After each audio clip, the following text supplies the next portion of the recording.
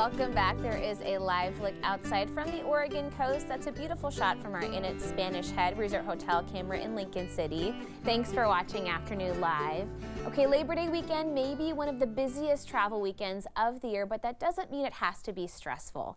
Here with advice on taking the fear out of flying, we welcome back the author of How to Avoid Strangers on Planes, frequent flyer Brandon Blewett. It's great to see you. Great to see you again. Thanks for having me back. Okay, the Labor Day rush is almost here. How can we survive all the hustle and bustle while hopefully keeping our cool?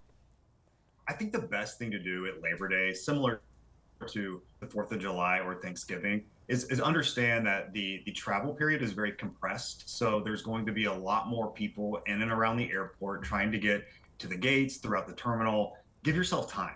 If you're not feeling that you're going to miss your flight because you decided to chance it, I've heard this airport theory where people almost like to do that. I don't understand that. I think giving yourself time, it will make the stress of this holiday weekend be much easier to manage. And times like this give me so much empathy for the wonderful flight attendants and all the gate agents, all the people that make our travel possible. We should express some extra kindness to them too. Absolutely. Okay, what about people do have a lot of maybe anxiety about flying right now for lots of different reasons, but it's still such a safe way to go, right? It is. Statistically, it's the safest way to travel. And obviously there's going to be, news stories that pop up when things take place. But when you hear of those incidents, it's important to realize that in the vast majority of them, there aren't even injuries. And so to me, that gives me comfort that yes, even if something were to go wrong, it's definitely the safest way to travel.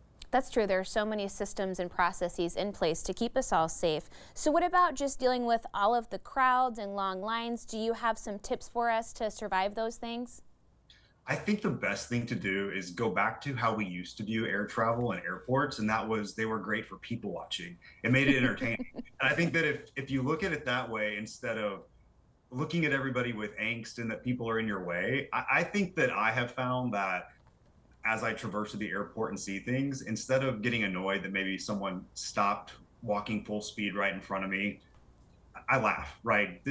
It's the airport. People kind of lose their sense of their spatial awareness. And I think having that mentality, you'll find that things just don't get to you as much. It's true. If you don't laugh, you'll cry. So you might as well choose the more fun alternative. Exactly. Okay, and then what about dealing with heat this time of year? Some airports, they're just not super comfortable, and then you get in the cabin and you feel like you're kind of stuck there. There's a couple tricks there. So one thing that you can do is take the first flight out in the morning. That flight's been there overnight. The sun has not been beating down on it. So the temperatures are going to be a little bit cooler on board the aircraft. As you mentioned, terminals can be very fickle. It can be 100 degrees outside, and then you get inside the terminal and it's 50 or feels like it's 55 degrees. I always pack a light jacket or a layer to keep in my backpack so that it's always with me in case it is a little cooler. And then it's something I can peel off really easily and store if I don't need it. And I think my biggest piece of advice is related to shoes.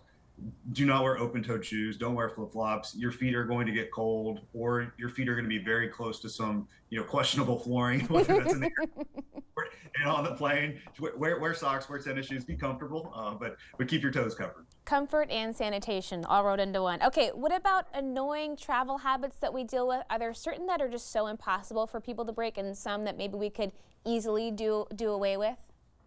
I think around holiday weekends, it's impossible to avoid what I call gate lice. And that's when people crowd the boarding area 30 or 45 minutes before the flight takes off, even if they're in group 6. I think that real estate in the airport is limited. So sometimes that's just difficult to avoid. One thing that I would like to see is what I call the eager exiter in the book. It's where someone stands up in row 24 when the seatbelt sign goes off, and then they block the aisle with their bags, so the people in rows 17 or 18 can't retrieve them if their bag's back in, say, row 25, 26 because of when they boarded. If people would just wait until, say, 1 or 2 rows in front of them were getting off the plane to put their bag in the aisleway. Completely understand if people want to stretch their legs, flights can be long, but keep the aisleways clear and the deplaning process will be expedited much quicker. Really quickly before we go, it does sound like experiencing all these things have actually made you more empathetic as a traveler.